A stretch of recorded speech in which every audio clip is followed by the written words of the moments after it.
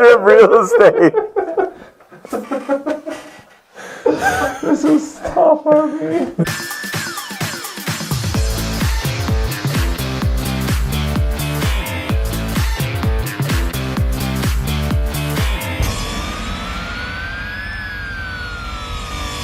Welcome to the Teaming Up Show, your resource for the future of real estate. I'm Josh Pomerleau, Brian McWhite, here again for another episode. And we're going to be talking about what? Well, we got this question in class recently where someone had asked, if you were to start the Pomerleau team all over again, what would you do differently? And we thought that was a really interesting question, especially because you're not sure that you would have done anything differently at the time, but you've learned so much in the process that it's easy to look back on it now and say, well, okay, I wish I would have done all these things differently, but the process itself, you learned a ton and grew a ton, and it's a tricky question. Yeah, very tricky question. And a quote comes to my mind when I was talking to our loan officer one day, like 10 years ago, and we said, "Man, we're so dumb right now. We don't even know it." And I was so dumb in the beginning, and I don't even know it. And the funny thing is, I'm dumb right now, and I don't even know it. You don't even know what you don't know at times. That's exact. That's the quote, right? You just don't even know what you don't know. And as life goes on, you start going like, wow, I learned that, and you build all that together, and you seem smarter. But even at that point, you don't know so many things. Sure. And I mean, that's where we are today. But to answer that question, I mean, it's a tough question because, like I was saying, is what we've learned over the 11 years, but maybe 5-6 years before we really started hitting our stride, was the reason why we hit our stride. Mm-hmm. So to say no to that, right, would be almost impossible, like I said. So we want to help people hit their stride earlier. That's what we hope to do. How do you get to someone to be a PhD? Because, how do you do that without all that years of schooling? Say 1 year of schooling to become a PhD. It's the same thing. I don't know if I'd have to have a year of video or 2 years of video to get you to skip. But yes, there are definitely some, I don't want to say hacks or shortcuts. I don't like the word hacks. I hear that everywhere. So, but like a shortcut to where I want this big business, what's the thing that I would do first that would just like wipe out the 10 or 20 other things that I would need to do? And I would just say going after listings. Mm-hmm. Going after listings right away in the business, no matter how uncomfortable it is, and just making that my singular focus no matter what. Now that's Keller Williams stuff 101. Yeah, right. Or real estate 101. People don't do it. People don't do it. They don't exactly. do it, right? So how many people come in the business like you and start Brian's never sold a buyer. You've been in real estate for 3 years, 2.5? 3.5, almost 4 years. Okay, 3.5, 4 years time is just fine. And he's never done a buyer transaction. Right. That's so what I would say to myself 10 years ago, I'd say I'd just be Brian McWhite faster. Sure. How long did it take you? How long did it take you where you were just focusing on listings? Gosh, I remember it must be about 5-6 years ago when we made that transition, and we really literally made that transition.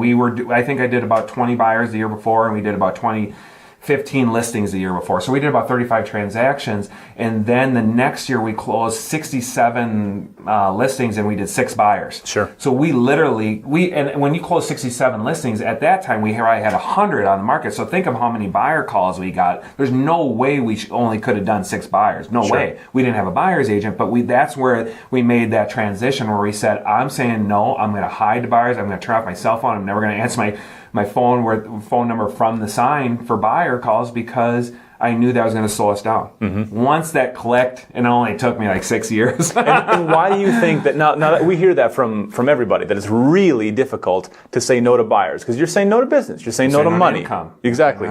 Now, short-term income. Short-term income, right. So what do you say to agents who say, I can't pass up? I can't pass up money. I can't pass up a client here just because I want to focus on listings. Yeah. So I even go maybe a couple steps back to where you wouldn't even think I would go, but I would say I go right to my personal liabilities. Because if I keep my personal, I looked at the industry when I made that transition. I said, no one can make this transition. I just remember that Now it's harder for me to see that, but being in the trench at that time, I could see it where there were so many agents that had the nicest cars, the nicest houses, they had they had a cabin. And I'm not saying that it's bad to have those things, but what I noticed is they couldn't say no to short-term income. Mm-hmm. They had to make their 4 mortgage payments in their cars and all that stuff. They had to. They were a slave to that next dollar where they could say, wait, I don't need that extra 30, 40, 50,000. I can say no to that, and my income won't grow, and I can invest. And it won't grow right now, but my income over time will grow really large. That's really interesting. Right. So you're saying that agents even need to adopt a kind of lifestyle that allows them to focus on listings. Yes. Otherwise you're going to be handcuffed forever. It's just like you said, how do I say no to that income? Well, how can you say no to when you have a mortgage payment that you can't afford without doing that buyer transaction? That's really helpful. That's good. I would go straight to that, and then just know that without listings, anyways, your business is never going to get to being a business. So right. it's like you eat that elephant, you just got to just start eating right now. I mean, because if you just say no to that and just put your head in the sand and say I don't need to worry about this now, well, you're going to have to worry about it later. That's all. Right. You're just delaying that. So you've got a singular focus on listing. How did you begin to discover what you didn't know? Or how would you counsel agents to find out the things that they don't know? Really good question. Ryan's the interviewer here. Well, I just know that you're a huge reader. Yeah. And that really has transformed you. Yeah, and even take it one more step back to maybe starting out, because why did I become a big reader? It would be because I hung around people that were big readers. Sure. I think that really helps. When you start hanging out with people that are big readers or studiers or learners, and lifelong journey or lifelong commitment to being a learner, I surrounded myself with those type of people, and then that made it easier to be that type of person. So I think first step was to hang out with those people because you develop those habits. It's just like if you want to be really in shape, you're going to hang out with people that are more in shape. You go hang out with people that are less in shape, you're going to slide back for sure because you're going to develop those habits, and it's the same thing. So first I'd go to hang out with the people that I'd like to be like, learners, studiers, and then once that happens, you're going to start building that habit to become that, and then understanding that knowledge and reading those books, you get hundreds of years of experience. And some books will give you 100 years of experience. But say there's 20 people that they interviewed over, and they each been in business 5 years or 10 years or whatever, that you get all those years in experience for $9.99 at Barnes and Noble. Right? Right. It's amazing. I think if books were $1,000, for that book, I think people would appreciate more even the exact same information, because that information should be $1,000, but it's not because it's been commoditized. But to understand how, I think that's another bridge why people don't think it's that important. The Bible is free, right? I mean, you can get it for free. Well, that's probably the one book you should at least read, right? Sure. And it's just free, so I just don't think it's that valuable, right? A lot of people will say I'm not a reader, and so I just don't read that much. And I always like to... Yeah, what's your response to that? What's your response to that? Well, I tell people that reading is a habit, just like any good habit is. And it develops the same way that any good habit does. You just decide... You don't really decide, I'm going to become a reader. Right. You decide, I'm going to read this book. Right. And then after I've read that book, I'm going to read this next book. And then I'm going to read this next book. And I'm going to decide to keep doing that and that's how the habit develops. And then pretty soon reading isn't hard work anymore. No one talks about that because I think that's a really good point, because everyone comes in and sees a person that has a mountain of books. I was in your basement the other day looking at your books. I'm like, it's just book. I'm just like, how do you read that? And you look at someone like you and you see all those books and you just get overwhelmed, but that's really helpful. Right. It's the same thing. I mean, we just did a video on grit where we just said, you can't decide to be a person of grit. You have to decide to do the hard thing that's in front of you today.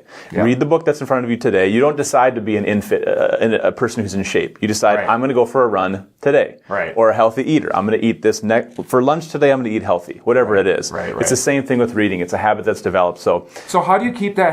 How do you even? Because obviously there's a big stumbling block there. How do you keep that? And we're kind of going off a little bit, but how do you keep that habit? How do you develop that habit? Why is someone like you or me could come up with that habit and do that versus someone that couldn't? Well, so first of all, we're saying that it's a good habit to develop. That one of the things that you would have done earlier on in the formation of your business is you would have been a more voracious reader. You will not find a successful business person that isn't. Perfect. Okay. So there's the justification for why you might want to develop this habit, right? Yep. The habit itself, habits are always hard to develop up front. Good habits anyway. Yes. They're always hard to develop up front, but then the definition of a habit is that once it's developed, it's easier to maintain. Right. You just keep doing it, or even think about it. You can let it slide into disrepair, so that if you continue to miss it, then it becomes easier to keep missing it. Right. But to develop a habit, you do it, it's hard up front, and then you just maintain it. Yeah, that's how you are with reading. Is it reading hard anymore for you? No. You just kind of do it. It's not like breathing. It's not like breathing, but it's like having meals. You just you don't forget to eat. You just do it. I don't know if it's that easy. I was kidding. No, I get it. Like you brush your teeth or you put on your clothes or whatever. You don't even think. You're not even knowing that you're doing it. You're just doing it. It's the same thing. You just jump into that because you need to. So a singular focus on listening, voracious reading of good material, so that you learn what you don't know. And fill those gaps. Anything else that you would say that you do different earlier on? I think we talked, that's kind of just slipped in, is I think what we said, you'd hang out with people who you wanted to be like. Sure. And I think that goes to where maybe a company where there's a group, a higher concentration of those type of people.